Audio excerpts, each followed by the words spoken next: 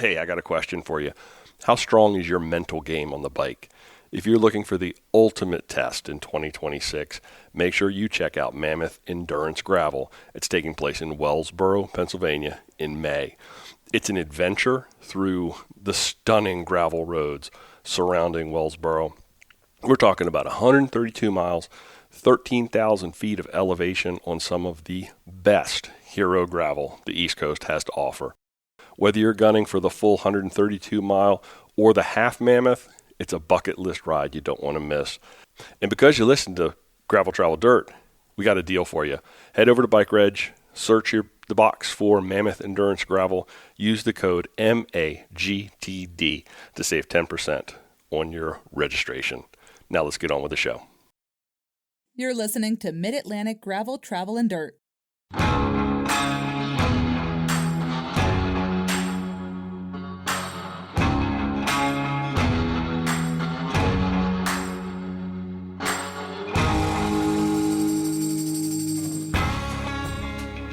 All right, I'm ready. I was getting ready to say it. Oh, well, I was getting ready to say the thing. welcome to Mid-Atlantic Gravel, Travel, and Dirt. This is a podcast where we This play is bikes. This is a bad start. play people. Hi, everybody. I'm Brian. And I'm Joey. This is episode 273 of Mid-Atlantic Gravel, Travel, and Dirt. If you're new here, this is a podcast where we talk about gravel bikes, adventure biking, bike packing, bike camping, or just playing bikes. How are you, Joey? I'm doing dandy, and I just got a great idea for the podcast, and I'm going to multitask while we do this. This is excellent. This is excellent. I got your attention, your full attention for 21 minutes. I just thought of something when we said 273. Uh-huh. But I'll keep talking. Don't worry. No, that's okay. You can keep talking. I know that you can talk and type. Yep. I know that you can do two things at one time. So we missed last week because and you were supposed to be, but I was supposed to be. You wanted to be there, but I was in Florida with Dave and Larry, and we had a fantastic adventure. It was really, really fun. It was a very well put together route by Carlos, and we're going to talk about it. Do you want to talk about it? I don't want to give you anxiety. Basically, all this started with you and me saying, "Let's go to Florida." Right. And you're like, "Don't invite anyone else. Don't do it." Did not. Maybe I did. No, that's not true. And then I'm like, cool. And then it's funny because we messaged Dave. Uh-huh. And then like 2 or 3 weeks after that, and Dave was in. He's like, I'm already going down or something. Maybe he wasn't already down. But then I listened to Dave's rodeo podcast, and Dave was talking about going to Florida in January. It was just cool how it worked. And then we got Larry on board and Jack. And then about a month and a half out, and I've already set up stuff with Carlos. He's building the route. I've already agreed to pay him. I'm not going to bail on my portion of that. You guys didn't get a support with the other funds.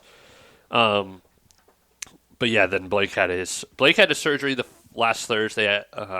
We dropped him off Wednesday after the last podcast. Well, most importantly, how is Blake doing? Blake's snoring his little took us off. Blake's doing great. Blake tore. Actually, we found out in the vet report, Blake fully ruptured his CCL/ACL. Wow. And he had a little hobble and a little gimp, but he wasn't like a dead leg or the internet. When we first thought he might have had a slight tear, because our one vet said he had a slight tear. Did you go to Dog MD? No, I actually did no research. I did I'm a very calm, cool, and collected person. Right. Yes, you are. In most situations, and I've trained myself to that. I also think freaking out also doesn't help a single thing and screen any of that, but.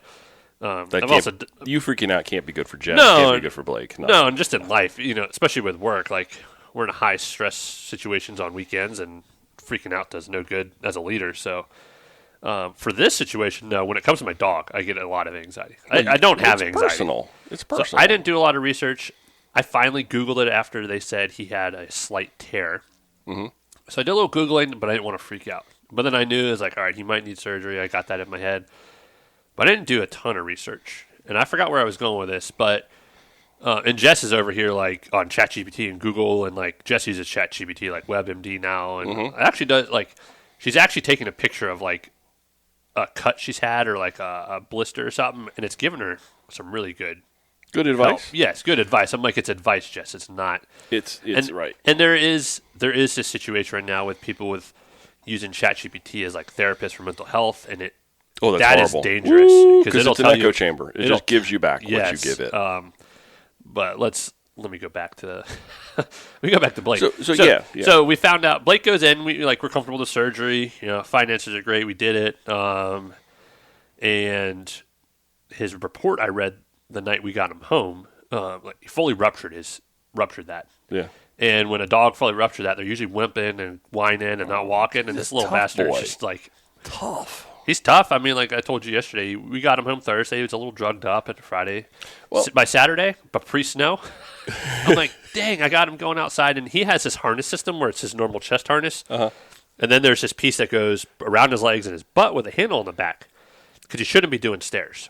Okay. So when I take him off the porch, I pick him up. I just take enough pressure off his back legs. Right. To get him on the porch like a wheelbarrow, up and off the porch. And when I get him off, he has no gimp anymore. He walks to his little, do you see the little snow circle? Nobody tells the dog that they're not supposed to be able No, and he wants to do all this. And you see we have this, I bought a pin that goes around the kitchen table because this is his favorite spot. So the first 5 days, we kept him locked in that room, in that pin. That's a circle. And, he's drugged up, but he's totally normal. But last Monday, this was a nice change for him. This is his favorite spot. Yeah. So he's doing good. I still, wasn't comfortable leaving. No. To go down there. No. And, I live vicariously through your text and tracked you. Yeah. So it seems like you guys had a good time. We all. And there's a great 21-minute video that I skimmed through coming out about it. We all did miss you so much. There were so many things all week long. The travel, the time at Dave and Celine's, while we were out on the road, the travel. Everybody was like, "Oh, Joey would get a kick out of this. Joey would love that. Joey would have comments on this." The anti-party. It was. But we thought of you often. Well, thank you. We thought of you often, maybe a little too often for hopefully. me, but that's the way it goes. Winnebago thing you were in. Yeah. We did Bougie Bikepacking, and so you did it right. Maybe we I'll go through the accommodations first. Let's actually start with travel. So heading down, I met Larry in Richmond, which has sort of become like a normal practice. We've done this for 3 years or 4 years now? I can't remember. 3 years because me and Jack decided, and we figured out every time you go to Florida on a bike trip, well, you go to Popka and all that stuff a lot, but the last 3 years you've done this trip, there's been snow or ice on either side. Because the year 2023, 2024, remember we stayed south that night for the night because of ice up here. Last year there was snow. I threw my back out before that too, which is why I didn't go last year. Yep. I remember all that now. And it's coming back to me. If you're going down there, it's going to snow up here. Okay, well then, go to Calshi next time and make a little wager on the weather. Oh, yeah. Long term. Once I have my plans in place, we'll all go to Calshi and we'll bet on whether or not Maryland's going to have a snowstorm while I'm gone. We did sneak out just ahead of all of that nonsense, and then we came back right on the tail end of it. I'm not exactly sure how you guys created this kind of snowcrete that you have here, but it's unbelievably hard and like ice. I'm not sure how you guys did that. Well, I had a concoction. I had everyone open their doors, let some heat out, and then it kind of melted a little bit. And once everyone had their doors open with their heat, then you slam them. We close them, and that's how the Mid-Atlantic, and specifically our region, I guess our region is Mid-Atlantic, got I missed the memo. ice. I missed the memo. I tweeted it. I brought Twitter back.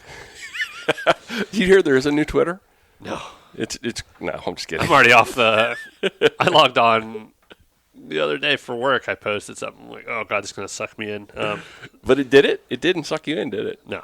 I admire your resolve in that. I got a Kindle at Christmas, so I'm reading more, even though it's electronic. Who taught you?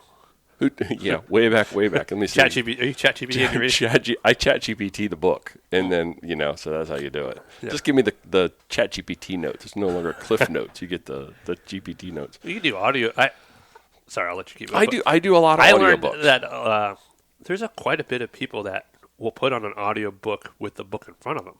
Yeah, there's something called Whisper Sync where you can listen to it in audio, and then it'll sync up with the Kindle, so you can go back and forth between reading and then listening in the car. I haven't done that yet. I've found myself, I now have a book on my Kindle and I have an audio book. So I've become the two book person. Do you have Precious in your audio book in your car? By Sapphire or whatever it was. What was it? But yes, you got a Kindle. Sorry. So traveling down, but I admire your resolve in staying off the socials. Thank you. I've cut down my time I back. I am on YouTube. Yeah, I know. You keep sending me YouTube shorts now. But it's short, and I mean, there's something different about the YouTube algorithm. I think I was getting some some horrible reels, like we were saying. Man, this is not good. Oh yeah, like it would go south quick. YouTube doesn't do that. Yep, I agree. It's bikes, fly fishing, cooking. It's almost like on Instagram. It's what I want Instagram to be. I deleted TikTok. I'm done with that. I never was on it to begin with, but I took the app off my phone. Whenever you're scrolling, it's inevitable you're going to come by something that is sort of like on the edge with Instagram Reels, and then all you have to do is pause momentarily, and then suddenly your entire thing is full of that such nonsense. So, but I admire your resolve in staying away from that. I applaud you. But I picked up Larry in Richmond at his sister's. It's become sort of like the thing when it's quicker for him to come from West Virginia down there and then us come down here. So it's a great meeting spot.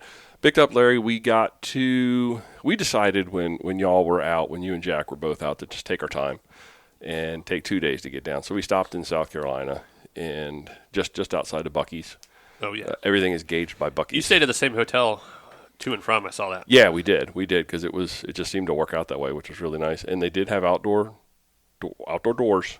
Oh, it outdoor doors, yeah. And we did not get murdered. There was a lot of sketchy activity, but the room was clean, and it was actually pretty quiet, and only smelled a little bit like weed. So I count that as a win. I count that as a big win. And then when we got to... So Dave and Celine had been down in Florida for basically residents now. They were there for 3 weeks, I think. Yeah. And Dave was like a new man. He was refreshed. He was full of vigor, full of life. He was supposed to get a lot of work done, but I think he did not. I don't know. I can't speak for Dave. But it was really fun to sort of spend an evening. They graciously opened up their Airbnb for Larry and I, and they had plenty of beds, so we were able to stay there and then leave the car there. And we went out. High Springs, Florida is such a cool little old Florida town. All pretty much walking from where their place was, although we did drive because we had to go to the store and kind of had a great pizza, and next door is a brewery. So you go to the pizza place, order just this fantastic couple of pizzas, and then you sit down at the brewery and you wait for your thing to go off. You go get your pizzas and you eat. Oh, it was really it was warm. It was really nice. And then we got back to Dave's at the exact moment that knucklehead guy was trying to climb the tower, or did climb the tower. Oh, you texted me. I'm like, that guy's an idiot. Then I realized who it was, 2 weeks later? Yeah. I was texting you the other night. But we watched that live, and if anybody else watched that live, wow. You knew who that was, right? Yeah. Alex Hunold or whatever. Yeah, from Freestyle Easy. You see how big that guy's fingers are? Who's that guy on Instagram that does the rock, and he uses pet, paw... Anyway, oh, he's not that guy. Crazy. I was watched sweaty watching it. And you knew he'd finished. And you knew he did it. Yeah, I know. And I could not go to sleep after that. Our whole conversation was for 2 hours was, is there a delay? Do you think there's a delay? I wonder if there's a delay. Because nobody wanted to see this guy fall to his death. And his poor wife is standing on the ground, and then she's halfway up the building, and then she's standing up on the top. Crazy time. I would never even... I don't really have a fear of heights. I do. But I have a fear of falling, I found out, not heights. Yeah, it's a fear of falling. When you approach the cliff, it's not the fear of approaching the cliff, it's the fear that you're going to jump. Who has who's like you said, I've been a dream. Who wants to freaking climb a building? No. And then why did he have to go over those little gargoyle things? Why can't he just go around them? I don't know. Folks, if you haven't watched it, go to Netflix, watch it. Yeah. It's a lot of fun, and now I can guarantee tell you that he did not in fact fall. But that was a whole lot of fun hanging out with them, taking all that in, the pizza, the beer, it was just a great time. Then day one for us was High Springs to Williston, and that was almost about a 60-mile day. That was a longer day, right? That was a long day, but man, that gravel around Gainesville is so plush and nice. It is just... Champagne gravel? Absolutely. It's limestone. It's not even gravel, so it's smooth. It almost has a concrete-y kind of feel. Every once in a while you'll get a little sand, but not much at all. Beautiful roads. We went through Newberry where we had some barbecue. We did eat a lot. We ate a whole lot because we didn't pack food because we were staying at Airbnbs. So we weren't camping. And sometimes it wasn't real close or convenient. So you ate when you could, I think is what it comes down to. So the first night was in a place called Two Hammocks. It was a Carlos recommend. Really cool little horse farm. Was there 2 hammocks outside? I never saw 2 hammocks, so I felt a little slighted. False advertising. I felt a little slighted over that. But they did have horses and donkeys and cats and dogs and like this crazy loft thing. So the room we were in, there was one bigger bed downstairs, and it was like a loft upstairs. So poor Larry and Dave, I made them climb up the thing. So we get this great picture of Larry like trying to climb like the guy saw that. before trying to climb up the thing. I'm pretty sure I may have killed myself if I'd stayed up there. So I want to send some love for Dave and Larry for suffering through that and having to go up the stairs. But the gravel, it was mostly gravel on day one. It's like as soon as you got out of High Springs, it's like you're a block outside. It's like, bam, there it is. And on and off all day long. Every once in a while you get on a little connector road or a busier road to go from one place to the other. But Carlos put together a beautiful route all the way around. But that High Springs to Williston day. So when we got there, we went down into town. We went down into Williston, grabbed some food, threw it in a backpack, went back to our little Airbnb, stayed there for the night. The next day is Williston to Micanopy. And Micanopy, this was a short day, and we started earlier because the weather was beautiful on day one. On Sunday, it was like in the 80s. Really, really nice. Day two, a little cooler, but still not cold. Not like day 3 and day 4. Day 3 and day 4 were a little chilly. Wow, it wasn't up here. No. It was just a little chilly. I feel it. So Williston to Micanopy, we went to this cool little place for breakfast. It was at an airport, which was weird and gitchy and kind of strange. And you ever been to the Bird Dog Cafe in California? No. It's a great lunch spot at the local airport. At the airport, yeah. It's the same kind of deal. And the lady was there. I'm pretty much sure. Hi, Carol. Carol pretty much hovered over us the entire time we ate and chatted and talked, which was wonderful, but at the same time a little not. It was a little like okie doke. Perfect. You know that movie? Yeah. For our 300th episode.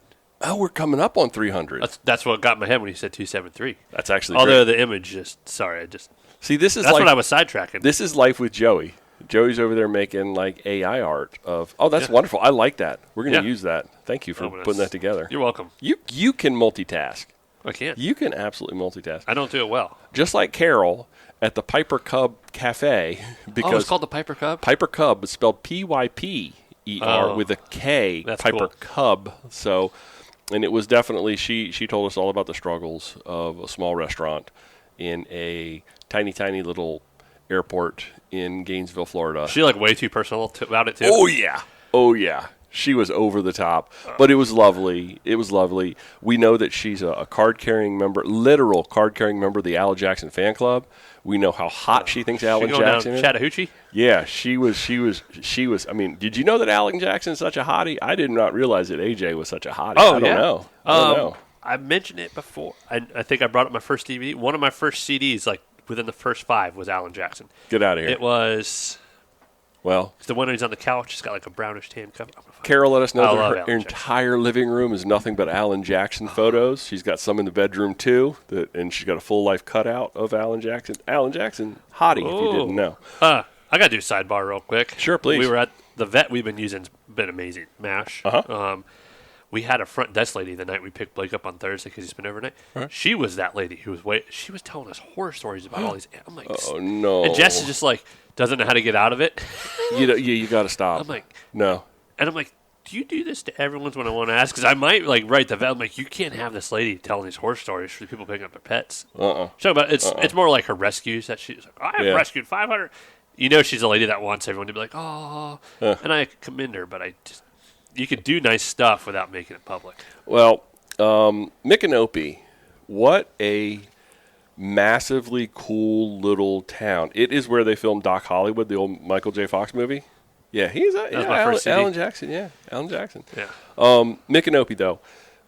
Little Main Street, couple of restaurants, not much. We went to the same place for lunch because we were there kind of like a late lunch, and then we went to our Airbnb, and then came back into town and went to the same little restaurant and ate and had barbecue everywhere, brisket everywhere, smoked chicken everywhere, cheese on everything fried. I had those fried pork chops in Newberry. Some of the best fried pork chops I've ever had. Unbelievably good. Green beans with actual like chunks of bacon.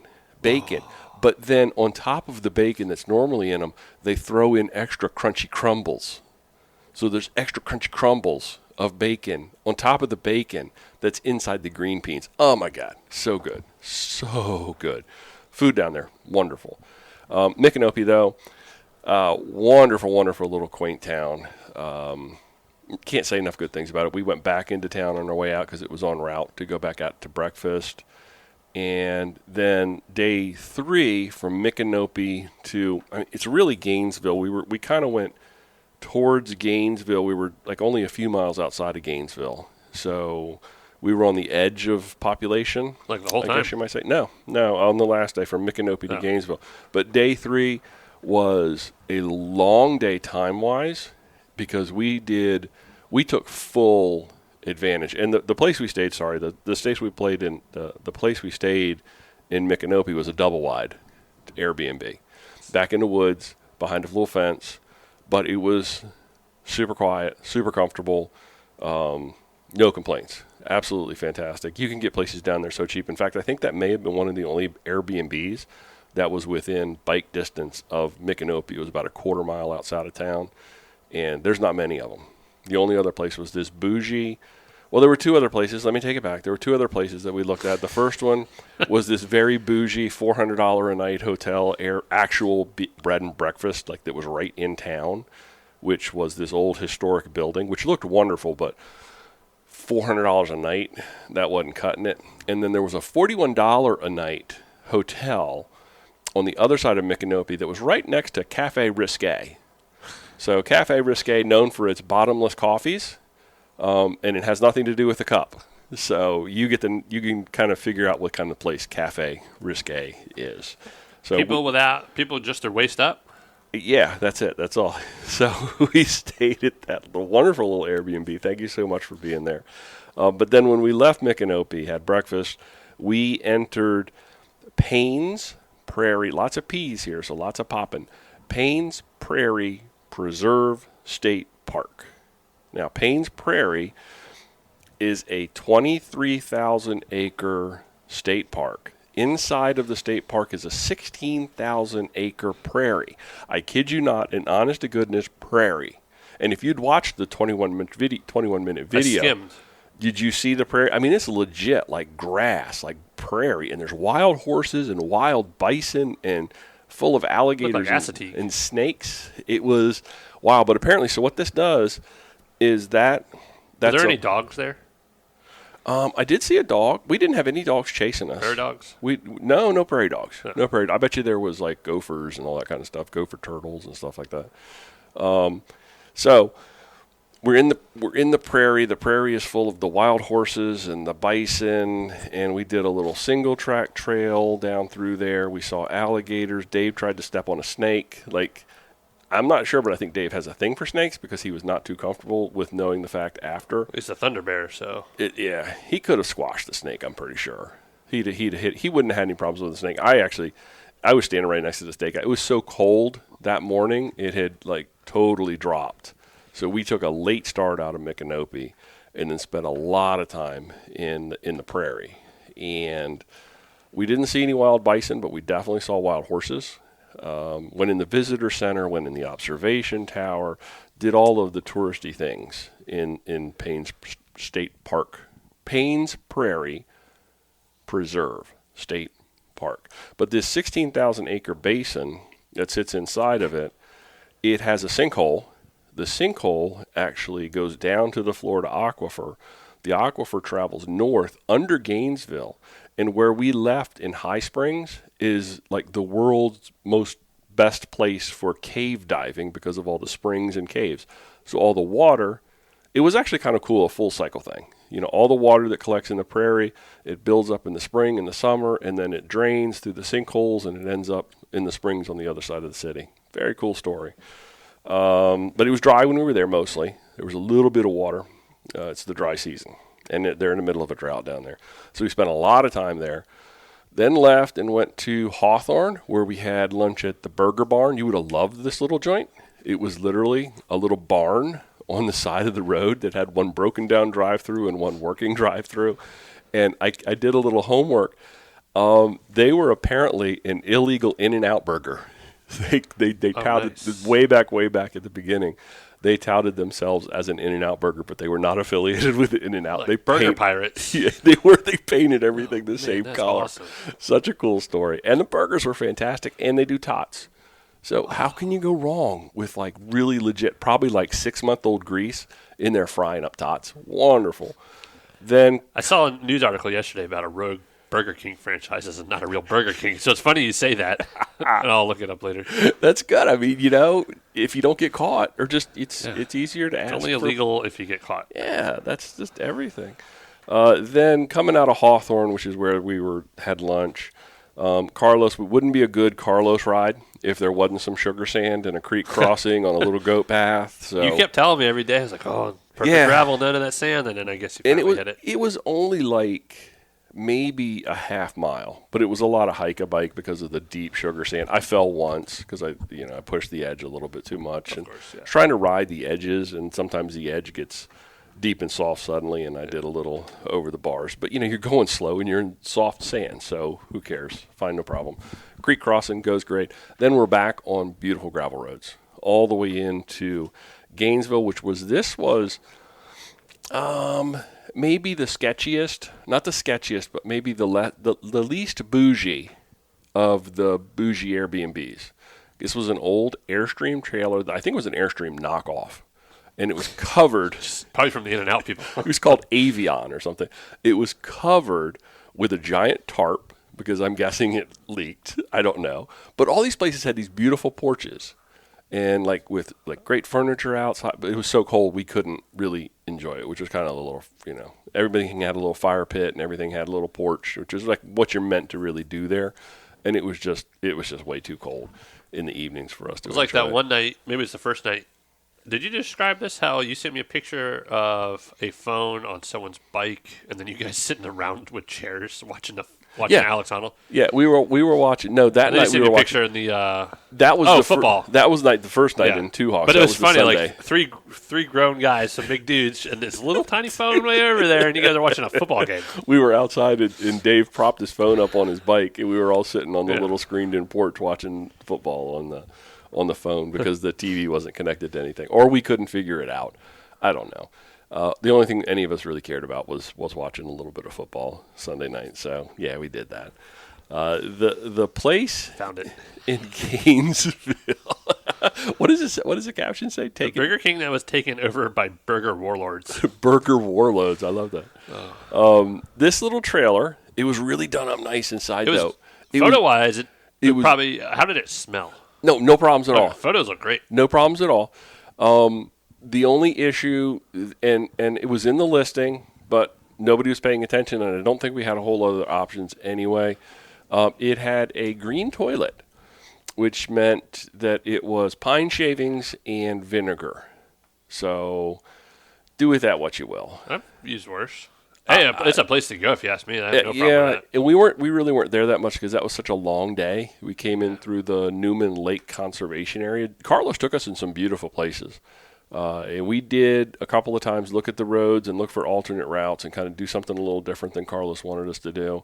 But that ride through Newman was fantastic. It's a big lake system with a conservation area around it and just miles of gravel roads. And even there's like a 5.5 mile mountain bike single track like feature like purpose-built trail, purpose-built mountain bike 5.5 miles. In there. We didn't discover that. I'm not exactly sure where that was.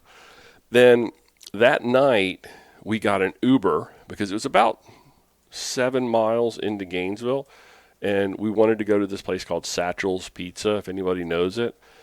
It was really good pizza, fantastic salad, but what a gitchy place. It was so much fun. There's like art all over everything. There's an old VW van that's out on the highway between the restaurant and the highway that's actually been hollowed out, and it's got a table in it. So you could actually eat your pizza, be served inside the old VW van, which was really kind of cool. Too cold to do that again. Just a fun place. Just super fun, very artistic and colorful, and it was just really good food too. And that was Satchel's Pizza. We had gone down into Gainesville. If I had to do this again, we were talking about this. We might look at modifying that route to, instead of going to try to find someplace outside of Gainesville, just actually go ahead and bring the route into the city, somewhere near Satchel's. Urban bikepacking. Yeah, and you would go through the city and then go back out to High Springs. I actually think that would be really cool. Kind of a fun factor to go into the city and kind of do that thing and stay overnight and then pop back out to the gravel, because the last day coming out of Gainesville and back to High Springs was our shortest day, and we got up early because Larry and I got a jump start on the drive back that afternoon. I was surprised you guys were. Yeah. You were back early. Yeah. And then you were on the road. It's next thing you know. It was only I want to say it was about 35 miles. It was a short day, yeah. In the first, I think 15 or 20, because, it reaches a point where you're just trying to connect the dots. The first half of the last day was a lot of hard top, but quiet roads. And then there was a lot of gravel. And believe it or not, coming into High Springs for some reason, there was hills. And I'm kidding you not. I measured one at 11% that went on for, there's stingers, but you're on some dirt and you're loaded, and then all of a sudden here's an 11% grade. You got to go up again. Not long, so it was not like it was a hassle or anything. But it was surprising. It was surprising. And then the actual asphalt roads, once we got sort of right back into High Springs and we were coming in from the east back west towards High Springs, the roads were horrible. I am talking some of the worst roads I've ever seen in my life.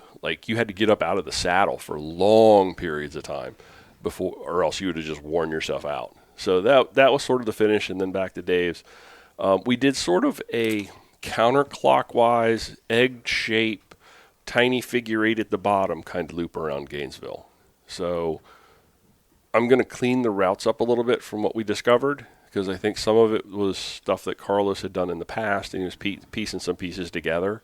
And did a fantastic job doing it. I give him full credit for just an amazing route. Just an absolutely beautiful, amazing route. Tons of interesting stuff to see, things to do, places to eat. It was all timed out really well. We never really had that, oh my goodness, where are we going to get food kind of thing. We made a couple of logistical mistakes along the way. So Larry's charcuterie board. Yeah, had a Dollar General charcuterie board, which was really on point. Was that your only Dollar General?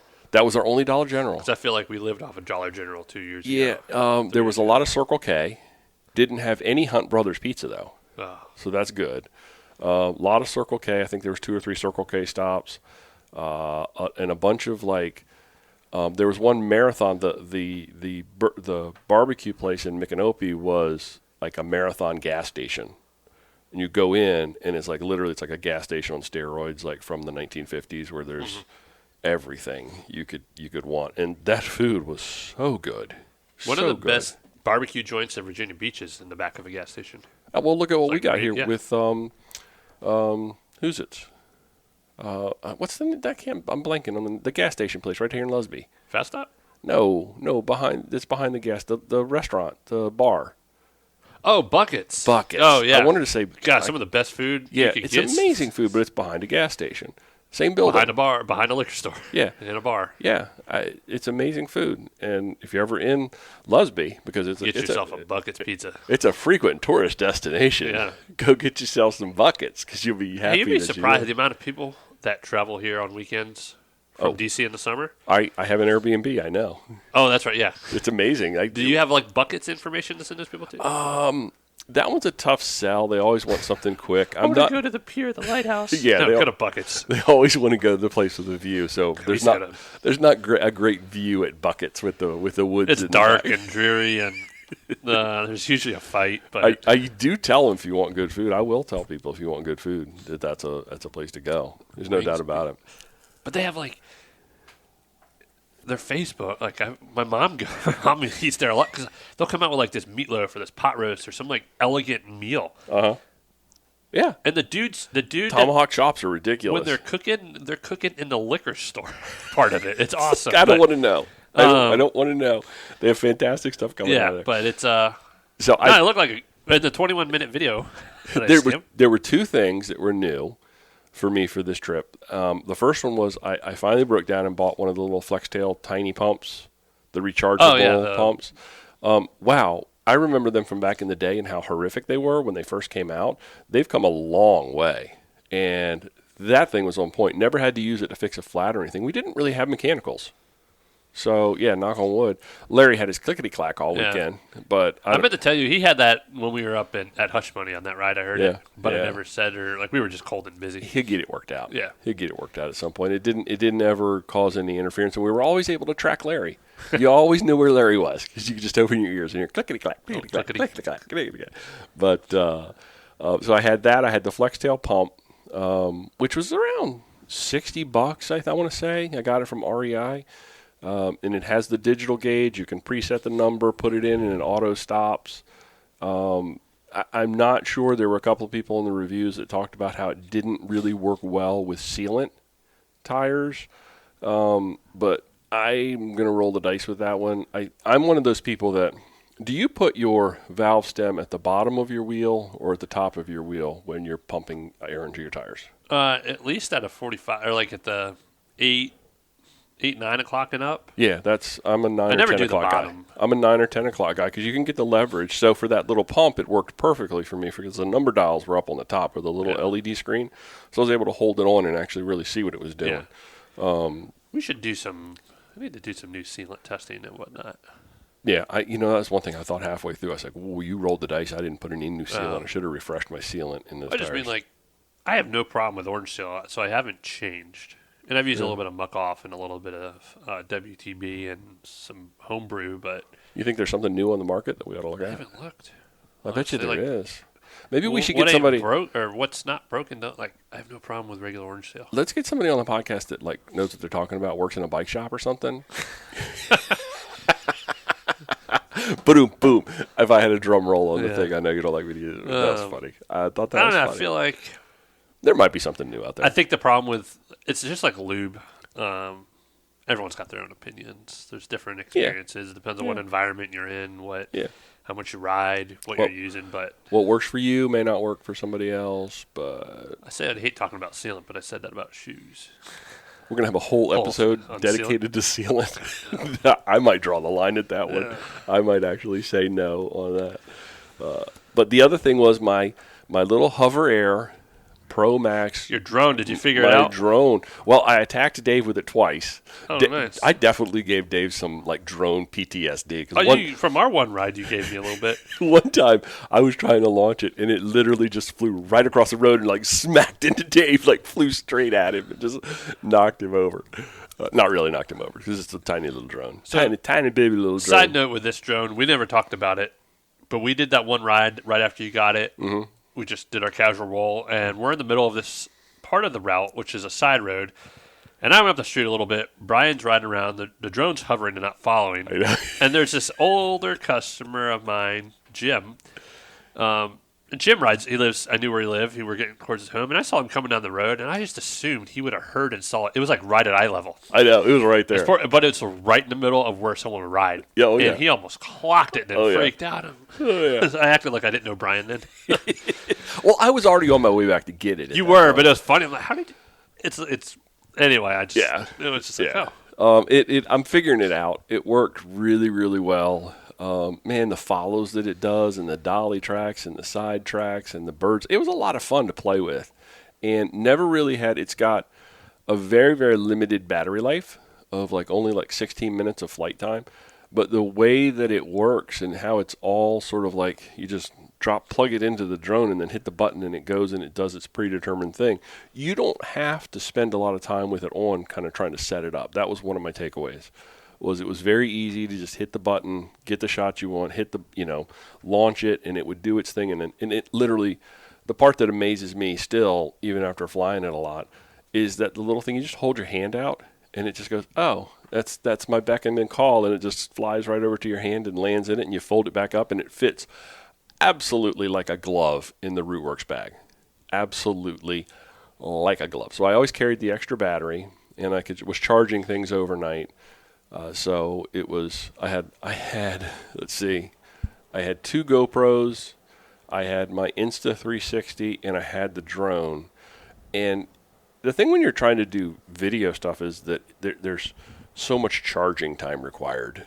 And it's like, it feels like you're just coming into like wherever you're staying and immediately, exploding cables and coils and batteries and trying to get everything plugged in again. It was a little stressful the first night, trying to figure out how to get all of that kind of worked out. But I think everybody packed beautifully, so we were bougie camping, bougie bikepacking, so it was no like tents required, no sleeping pads, no bags, so you really could cut down on stuff. The only issue we had, and I think it hit all of us, was the first 2 days were nice and warm, and then the last 2 days were like, we're talking like 30 degrees in the morning. There's a heat wave up here then. Yeah, I know, but it was still, I mean, it's cold to ride. Oh, no, it's 30 cold degrees. to go ride. That's why you go to Florida to avoid that. You carry in all that winter stuff, and then it was weird how, like, day 3 and day 4, when that winter stuff comes out and the warm weather stuff goes back in the bags, how much you realize how much stuff you have to pack because of a vest and wool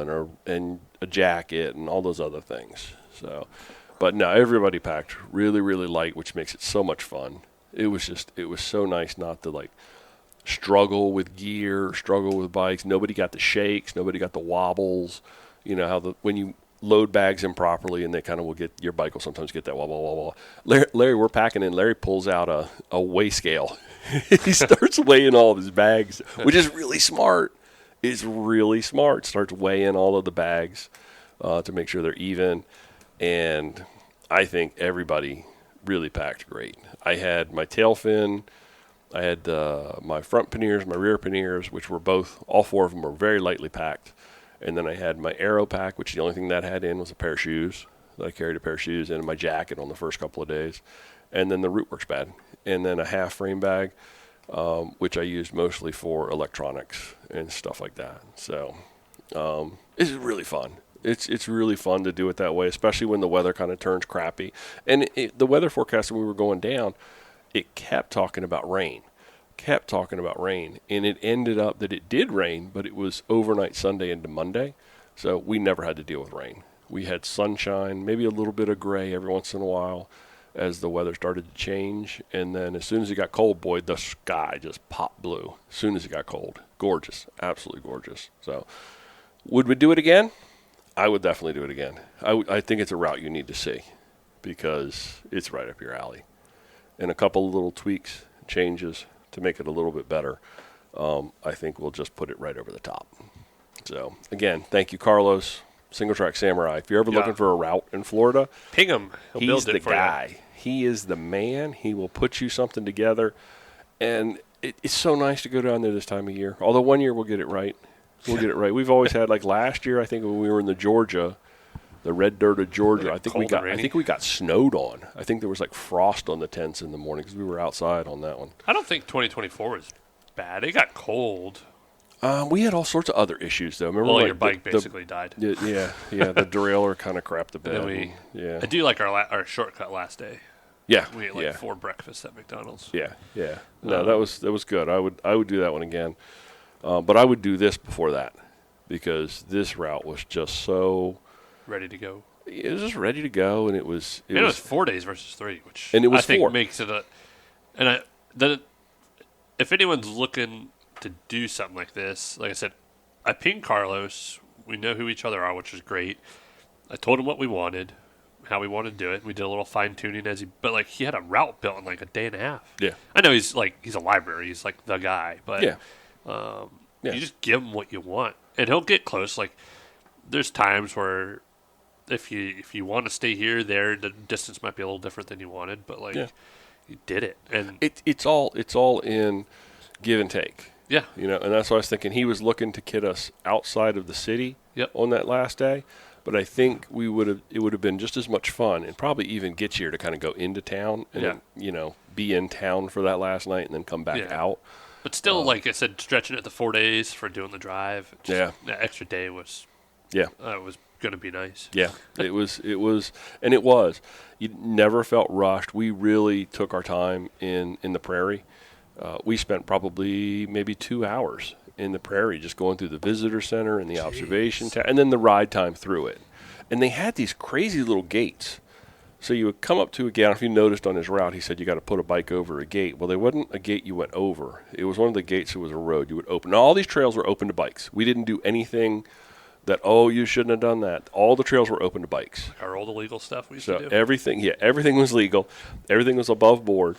But the gates were those, they were kind of like those gates at the end of the gate, there was the little like walking thing where you walk in one, do a 90, walk a little bit, do a 90, and then you pop out on the other side of the gate, so like a U. And a couple of them were so tight that, you know, you stand the bike up and you're able to walk the bike through them, but you had to take all your bags off before you could actually squeeze it in there. And a couple of them were really, really tight. And we all just kind of helped each other get through that. And it was no problem. But again, want to reiterate, we didn't do anything that you weren't supposed to do. Because we checked on that. We went into the visitor center. One of the ladies that worked at the visitor center, we told her where we were going. And she's like, "Oh, no, I don't think you're supposed to ride your bikes in there. We try to keep that." But it's a hiking trail, and we looked on the map, and it said bikes allowed. Because there were some trails in there that bikes were not allowed. Mm-hmm. So it was definitely one that said bikes allowed. So, and then we kind of cut through. We went in the main entrance to the prairie, rode through some of the roads, did a little bit of the hiking trails that bikes were allowed on, again. Then did the visitor center and the prairie ride. And at one point, you're riding around the edge of the prairie. And then the second part of that, you literally shoot straight through the center of it. So there is nothing around you, which is, it's a unique, very, very unique thing. And we spent a lot of time there, which was time well spent.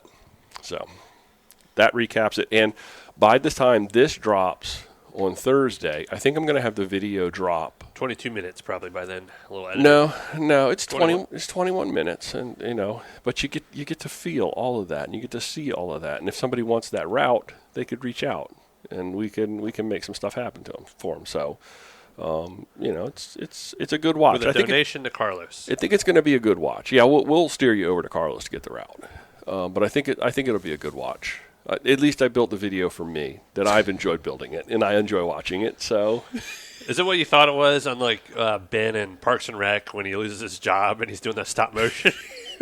No, you know, I used to do a lot of videos for the Fishing Channel. But he thought it was like minutes long. It was like 4 seconds. Yeah, no. The problem with these things is trying to keep them pared down. Yeah. But I think 21 minutes is a good number.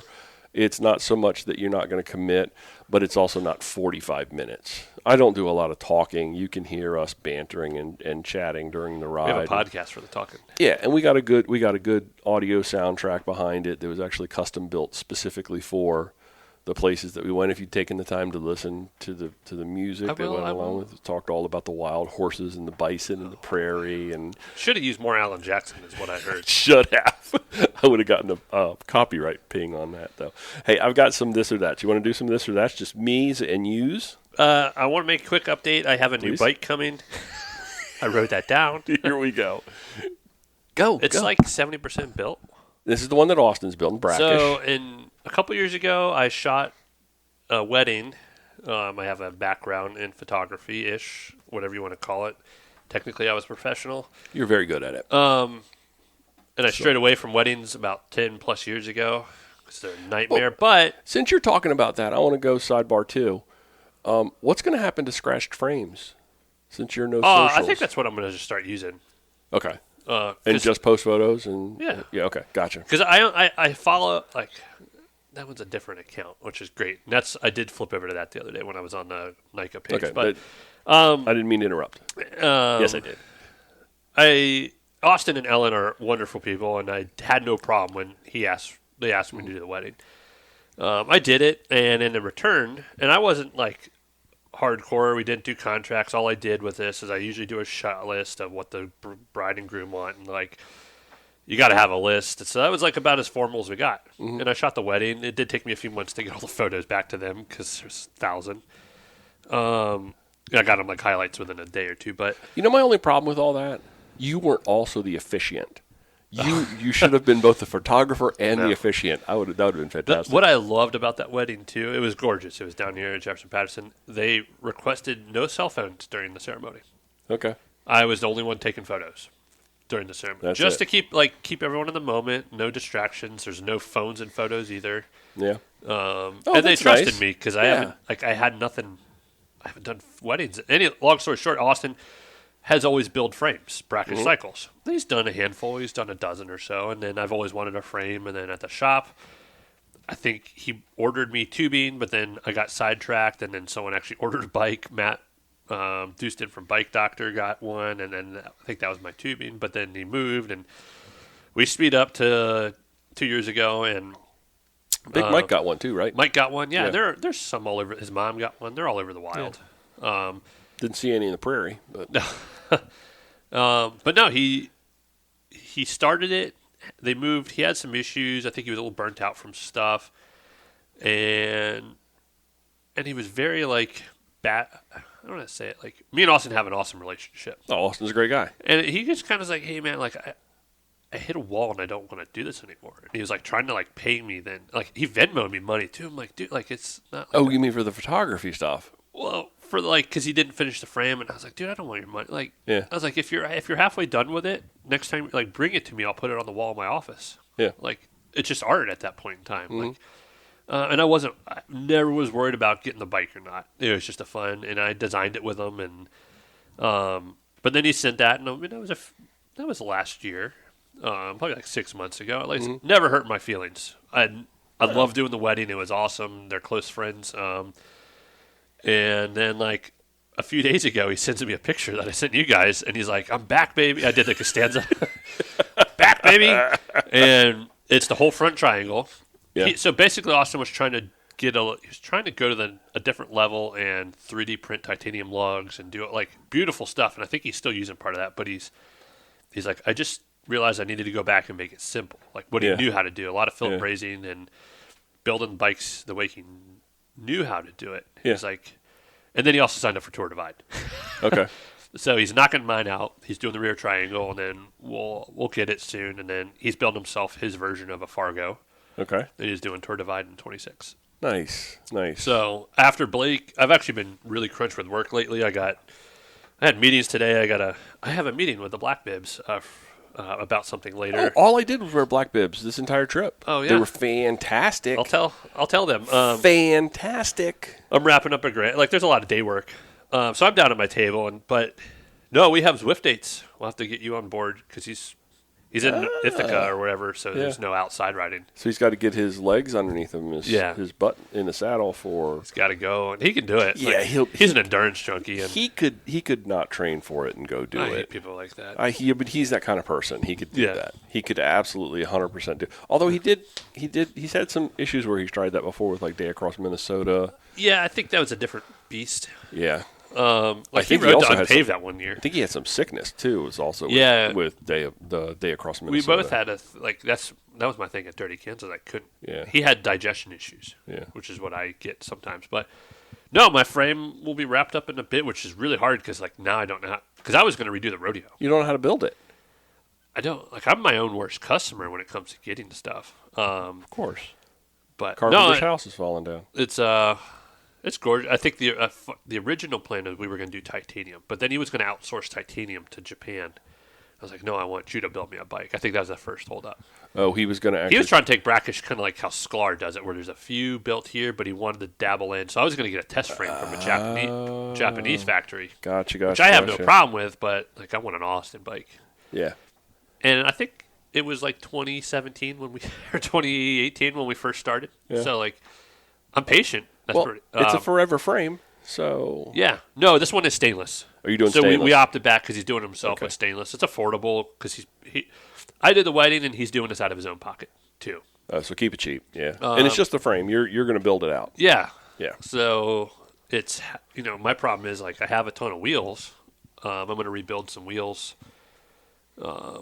Like, I got a couple sets. I got an older black one that are on a shelf, but like my pink King hubs, I'll rebuild. I got a ton of 350s and White Industries and i9s upstairs. I have a wheel problem. That's really cool.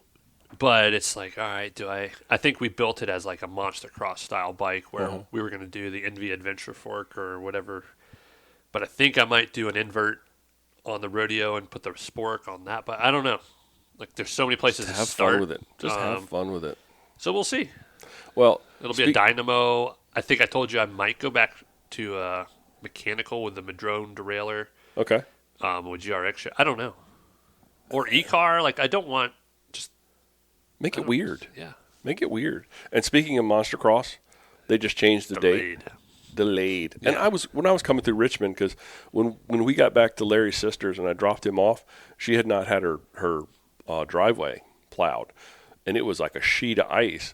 Car did fine, got in, got out, and then Larry and I just immediately both grabbed shovels and started shoveling her driveway out. It was a mess, and I'm thinking, like, this is Richmond. She's not very close to Pocahontas, and I'm like, Pocahontas in a couple of weeks is still going to be a mess. And the forecast is showing rain Thursday, Friday, Saturday, or Friday, Saturday, Sunday there. That might get rid of it, but it's going to turn it to just a muddy kind of shambles. Which is great because, and Jess knew this, we're pretty open with each other.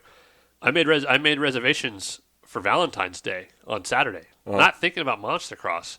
And they're like they're early dinner. I didn't want to be there during like the rush of Valentine's Day, like 7 o'clock on a Saturday. Yeah. We're also usually in bed by 8. So they're like at 4:30, 5 o'clock, which is the old people hours. And I'm like, oh crap! I don't want like she would have been totally okay for me to cancel.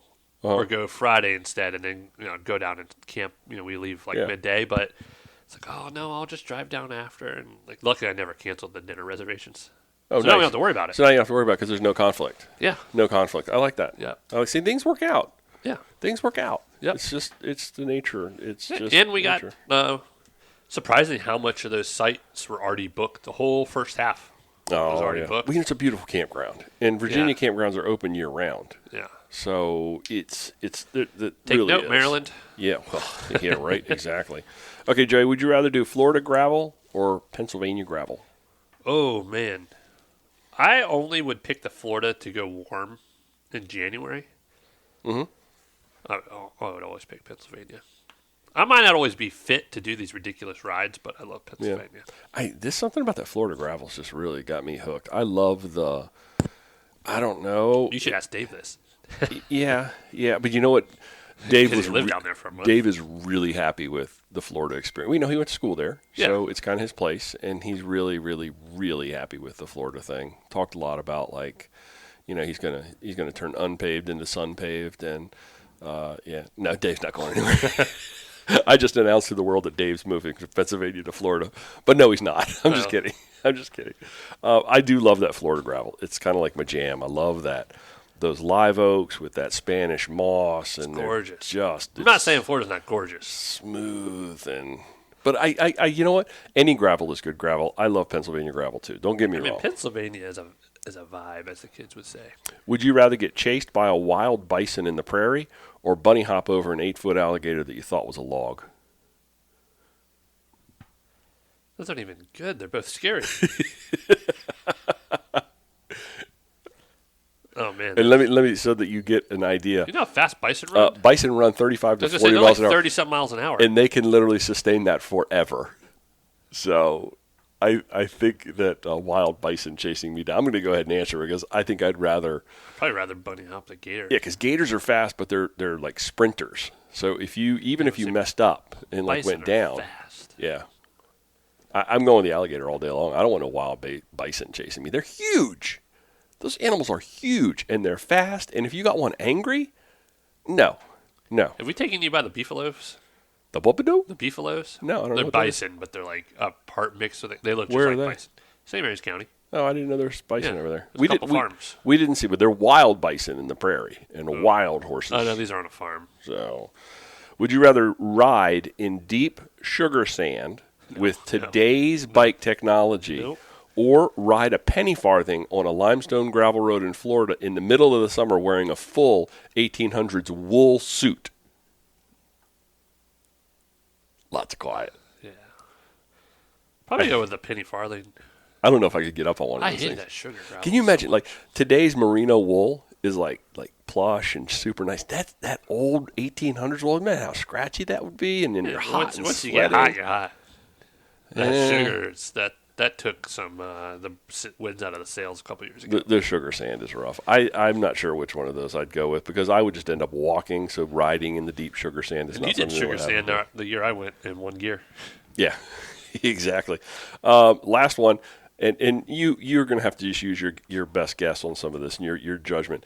Dave's Shortcuts or Larry's Nutrition? I don't know if I've ever used a Dave shortcut. We got a lot of Dave Shortcuts. Dave's always wanted to add miles. He's like, we can add this, we can add that. We could go So this it's like way. opposite of a shortcut. Dave's Shortcuts were always good. Oh. We made some good group decisions, I think, when we skipped some places and did some things, but I think if Dave's offering something, it's probably fun. probably vetted. It's probably It's either vetted or fun, one of the two. yes. I'll probably go with that. I've seen. I don't know how Larry does Larry. Like slamming chocolate milk, whole milk, mid ride. We were like, going into Dave's, and he had two. It's got like charcuterie boards at the Dollar General. He had two full-size giant ice cream sandwiches That's like Wes. and slugged an entire quart of milk on the drive in from South Carolina no, to thank Dave's. You would literally have lasted about 15 minutes Yeah, I was before you would have been out of the car. No, I don't know. But, they got it going on. He knows Well, what Larry he knows. knows what he's doing. Taking He it knows beats. what he's Yeah. doing. Taking them beats and taking all them supplements. So you can't beat Larry's Nutrition, but I feel like Dave's Shortcuts would always be both vetted at least or fun. Or fun, yeah. One of the two. All right. You ready to shut this thing down? Again, look for the video.